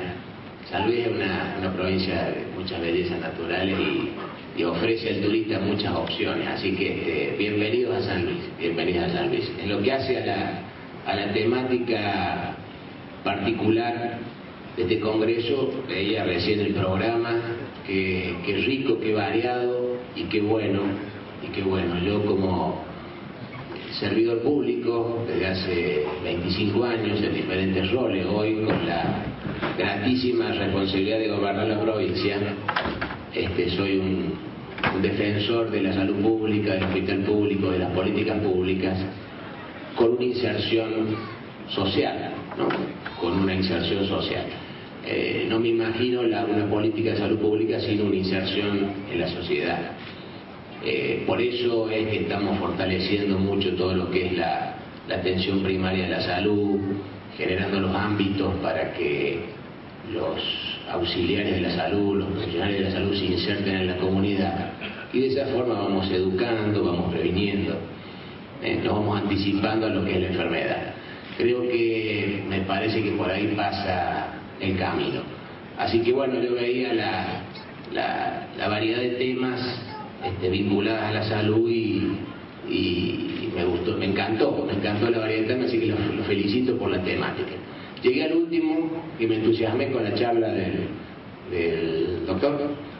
Me entusiasmé, porque en realidad yo soy un férreo defensor del federalismo en la Argentina. Antes de ser gobernador fui 15 años ministro de Economía de esta provincia. Años más, años menos. Y defendí los fondos de la provincia, y por suerte hicimos siempre en contra de lo que hizo la nación. Por suerte, siempre hicimos todo al revés. Pero no fue bastante bien. Yo creo que los recursos para la salud, específicamente para la salud en la Argentina, existen. Nada más que hay una distribución asimétrica entre la competencia nacional y la competencia de las provincias.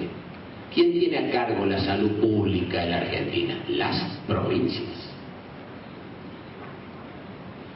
¿Y quién tiene el presupuesto? La nación. Entonces hay un problema que tenemos que resolver, que es la famosa coparticipación. Hace 20 años, 25 años, el 50% de todos los recursos del país eran de la nación. Se los quedaba la nación, por supuesto, para atender sus competencias de defensa, de relaciones internacionales, etc. Y el otro 50% se distribuía entre las provincias argentinas. Luego se dio un proceso de provincialización de escuelas y de hospitales. En algunos casos se municipalizó. No hay caso de la provincia de San Luis donde la competencia de la salud pública está a cargo del gobierno de la provincia. Pero no solamente no se transfirieron los recursos, sino que cada vez fue menos la coparticipación. Entonces hoy, de la masa de recursos públicos de la Argentina consolidada, el 75% los retiene la nación, y no me refiero a un gobierno en particular, son varios gobiernos para atrás. Y solo el 25% se distribuye entre todas las provincias argentinas, que tienen a su cargo la seguridad, o sea, los policías, la docencia, la educación y la salud pública y la justicia. Si el Ministerio de Educación de la Nación no tiene escuelas, y hay un buen presupuesto. Si el Ministerio de Salud de la Nación no tiene hospitales, y hay un buen presupuesto. Si el Ministerio de Seguridad de la Nación no tiene policía, bueno, la Policía Federal, chiquitita. ¿Y quién tiene la policía? Las provincias. Entonces los recursos están. Lo que pasa es que están mal distribuidos entre los niveles de gobierno. Nación, provincia. Entonces yo soy optimista porque los recursos están. Hay que revertir la situación. Hay que acordar revertir la situación. Que haya una relación entre la competencia y la responsabilidad de cada nivel de gobierno con los recursos que dispone. Y el otro comentario que quiero hacer es invertir en salud. No solamente es invertir en el Ministerio de Salud. Nosotros construimos miles y miles y miles de viviendas. La mitad de la población de San Luis vive en viviendas dignas, construidas por el Estado, de fácil acceso. Eso es invertir en salud. Que el 95% tenga agua potable y el 90% tenga cloacas, es invertir en salud. una fuerte política de deporte. Hoy finalizamos los intercolegiales, por ejemplo. De 120.000 chicos que hay en el sistema educativo de San Luis, 85.000 participan de los intercolegiales, con exámenes médicos a cada uno de ellos. Entonces, donde tenemos un problemita lo identificamos y lo seguimos, ¿no?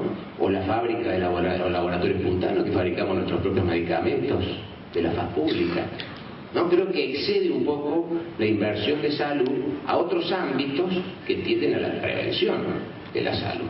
Por eso es interesante el financiamiento y lo que contaba recién el doctor en toda esa temática. Pero bueno, me fui por las ramas. Pero en realidad yo lo que quería decir es que nos alegramos muchísimo en San Luis que este congreso que nos prestigia como provincia se haga en San Luis.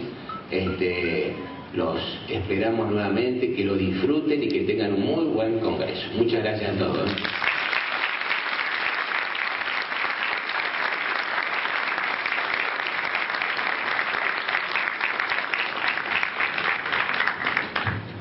Bueno, damos por cerrada la segunda mesa central y los invitamos a seguir con las actividades que están previstas para el congreso.